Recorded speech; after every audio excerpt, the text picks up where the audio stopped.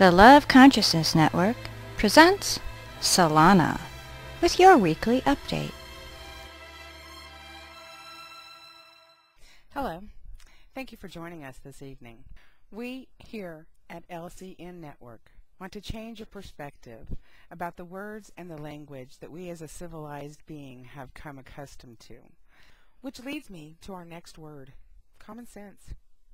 While we are the people for the people, as our Constitution states, we have elected to have 545 individuals who profess to have our best interest in mind as they legislate and consider bills, laws, and bylaws, stripping us of most of those freedoms listed in the original document, in the interest of national security, or so they say. Yet during a fundraiser in California for Democrat Senator Barbara Boxer, Obama blamed the current situation on the offices before him. He blamed the Senate, he blamed the Congress, he blamed the House of Representatives, saying that it was their policies that brought about the problems that we are now in. And of course, in response to the accusations, senators refer back to his office. Everyone is playing the blame game. Who really is responsible? Well, common sense should tell us that they are all to blame. This is historic behavior from those we have put into office. Or do we? Did you vote in the last election? This is reflected in articles found throughout the web. One such article was written by a journalist, Charlie Reese, from the Orlando Sentinel newspaper. He was a columnist for the paper until he retired in 2008. With the changes named and locations changed to fit the piece for today's financial and economic woes, in the past few weeks, this version has gone viral, as this written word has sparked much thought in the midst of the people. The piece is entitled 545 People. It goes on to say, politicians are the only people in the world who create problems and then campaign against them. Have you ever wondered why, if both Democrats and Republicans are against deficit, we have deficit? Have you ever wondered why, if the politicians are against inflation and taxes, we have inflation and high taxes? You and I don't propose a federal budget. The president does. You and I don't have the constitutional authority to vote on appropriations. The House of Representatives does. You and I don't write the tax code. Congress does. You and I don't set fiscal policy.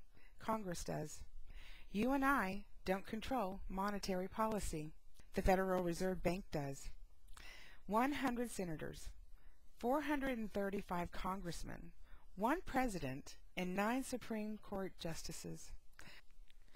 545 human beings out of the 235 million are directly, legally, morally, and individually responsible for the domestic problems that plague this country. I exclude the members of the Federal Reserve Board because that problem was created by the Congress. In 1913, Congress delegated its constitutional duty to provide a sound currency to a federal chartered but private central bank. I exclude all but the special interest and lobbyists for a sound reason. They have no legal authority.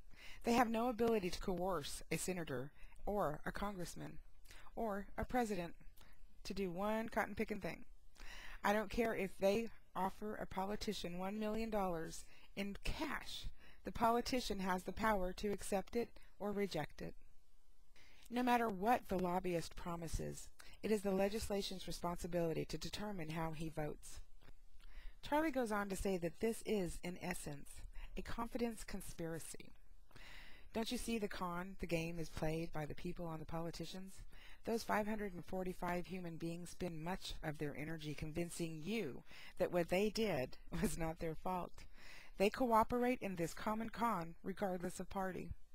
What separates a politician from a normal human being is an excess amount of gall. No human being would have the gall of Tip O'Neill, who stood up to criticize Ronald Reagan for creating deficits. The president can only propose a budget. He cannot force the Congress to accept it. The Constitution, which is the supreme law of the land, gives sole responsibility to the House of Representatives for originating appropriations and taxes. O'Neill is the Speaker of the House. He is the leader of the majority party. He and his fellow Democrats, not the president, can approve any budget they want. If the president vetoes it, they can pass it over the veto. Replace the scoundrels. It seems inconceivable to me that a nation of 235 million cannot replace 545 people who stand convicted by present facts of incompetence and irresponsibility. I can't think of a single domestic problem, from an unfair tax code to defense overruns, that is not traceable directly to those 545 people. When you fully grasp the plain truth that 545 people exercise power of the federal government, then it must follow what exists is what they want to exist. If the tax code is unfair, it's because they want it unfair. If the budget is in the red, it's because they want it in the red. If the Marines are in Lebanon, it's because they want it in Lebanon. There is no insoluble government problems. Do not let these 545 people shift the balance to bureaucrats whom they hire and whose jobs they can abolish. To lobbyists whose gifts and advice they can reject. To regulators to whom they give the power to regulate and from whom they can take it. Above all, do not let them con you into the belief that there exist disembodied mystical forces like the economy, inflation, or politics that prevent them from doing what they took oath to do. Those 545 people, and they alone, are responsible. They and they alone have the power. They and they alone should be held accountable by the people who are their bosses, provided they have the gumption to manage their own employees. The date of this publication is unknown. However, O'Neill was mentioned as the Speaker of the House, so this had to be written in between 1977 and 1987, as he was the longest-running House Speaker. So this situation written in the 70s or the 80s is still going on today. We can say the same thing, just add different countries that we occupy, and add the first woman to hold the powerful post of Speaker of the House. So what is the common sense in repeating a system that has a bad track record? We need to wake up and start asking the tough questions, like who's really running this country? And how is it any better than it was over 20 years ago when this article was written? I guess words like morals, integrity, respect, and freedom have eluded those in authority.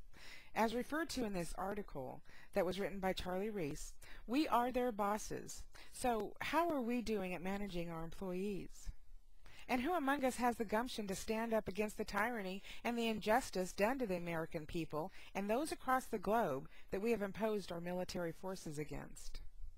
I'm quoting here, and maybe a little paraphrasing, but we are many and they are few. We are 300 million strong, legally anyways, and they amount to 545 people. How is it that they have so much control? Do we really elect them into office? Or have the previous mishaps counting the votes taught us that our officials are selected and not elected into office? That there are even fewer than the 545 people mentioned that are really making all the decisions? Does this make any sense to any of you? Or have we all forgotten how to apply common sense, common decency, morals, and respect for humanity to our own way of thinking? I hope this gives you something to think about. We need to realize that there are things that are going on around us that affect our daily lives. We are energy vibrational beings. Everything we do begins with our thoughts. So we have to change the language in our minds in order to get a grasp on what's going on around us, so that we can understand the energy, the vibrations, and the frequencies.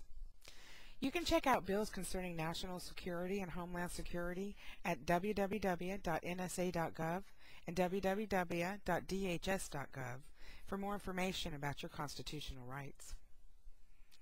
So if you have any ideas, questions, or issues, you can write in, tell us what you're thinking. Write to asksolana@yahoo.com.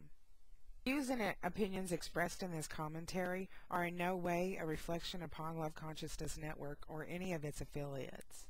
It is simply and solely the opinion of oneself. So we'll see you all next Sunday right here on the Love Consciousness Network.